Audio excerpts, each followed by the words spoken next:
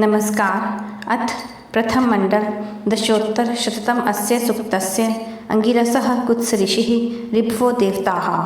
अब 110वें सूक्त का प्रारंभ है।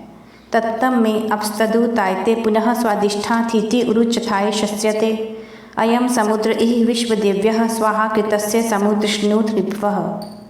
जैसे मेरा सबको विदित किया हुआ कर्म है जिसको मैं पुनः करता हूँ, अति मधुर गुण कहने वाली योग्य के बुद्धि जो प्रशंसनीय होती है, यह समुद्र जैसे दिव्य गुणयुक्त है, वैसे समस्त बुद्धिमान जन सत्यवाणी से उत्पन्न हुए धर्म के समान मेरी बुद्धि को तृप्त करें। आभोग्यम प्रयदिच्छन्त एतन अपाकाः प्रांचो मम केचिदापयः सौधन्वसा चरितस्य भूमन आगच्छत सवितुर्दाशुषो गृहम्। उत्तम प्रकार के भोगने वाले पदार्थों में प्रशंसित भोग को चाहता हुआ मैं प्राचीन सन्यासियों की भांति विद्या में अच्छी प्रकार व्याप्त होने की कामना करता हुआ प्राप्त करूं। हे धनुष बाण के बांधने वालों में चतुरों, आप बहुत प्रकार के उत्तम प्रशंसित कार्यों से युक्त होकर दान करने वाले के घर को आओ। तत्सविता वो अमितत्वम असुवत अगोह्यम यच्छयन्त एतन तयम चित चमसम सुरस्य भक्षणम एकम संतम कृणुता चतुर्वयम। जो तेज का देने वाला तुम्हारे लिए जिस अमृत के समान मोक्ष भाव के योग को करता हुआ उसको गुप्त न रखते हुए सबको सुनाते हुए समझाता है, वह जो प्राणों में रम रहा है, जिस प्रकार उत्पन्न हुए अन्न को सब खाते हैं अर्थात निगल जाते हैं, उसी प्रकार जिसमें धर्म अर्थ काम और मोक्ष हैं, ऐसे अपने व्यवहार को उत्तम करो।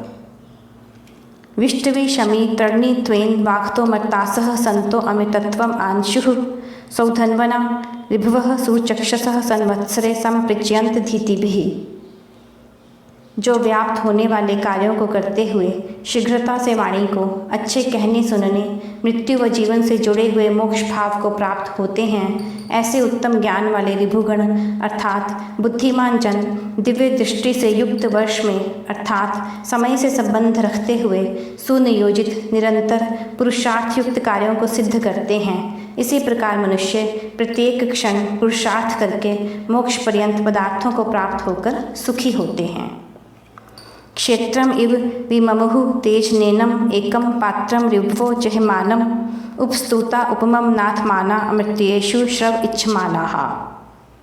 जैसे खेत में अन्न को बार बार उगाकर भोजन कर मनुष्य आनंदित होता है, उसी प्रकार ऋभुजन अर्थात बुद्धिमान जन ज्ञानों के समूह को सिद्ध करके सुखी होते हैं व सुखी करते हैं। ऐसे प्रशंसा को पाए हुए अति श्रेष्ठ प्रयोजन से साधे हुए अविनाशी पदार्थों में अन्न आदि को चाहते हुए का जो हम विशेष मान करते हैं तो सुखी होते हैं।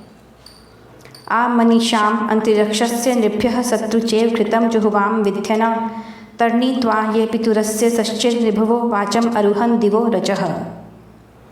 जिस प्रकार ये सूर्य की किरणें पालने वाले के समान पृथ्वी पर उदित होती व लोक समूह को प्रकाशित करती प्राप्त होती हैं, जैसे अंतरिक्ष में होम करने वाले घृत को छोड़ा जाता है, वैसे ही उत्तम विचार वाली बुद्धि को मनुष्य ग्रहण करें। ऋभुर्न इंद्रः शवसा नवीयान ऋभुर्वाचेभिर्वसुभिर्वसुर्दधिः युष्माकं देवा अवसाहिनी प्रिय अभितिष्ठेम पृथ्सुति असुन्वताम्।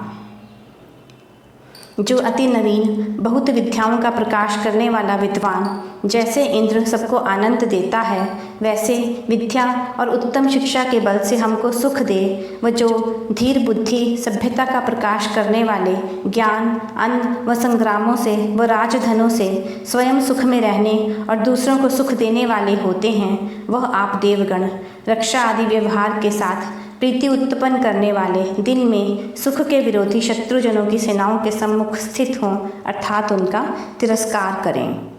निश्चर्मण ऋभवो गामपिंशत संवत्सेना सृजता मात्रम पुनः सौधन्वनासः सवपसय्या नरो जिव्री युवाना पित्रा कृणोतन।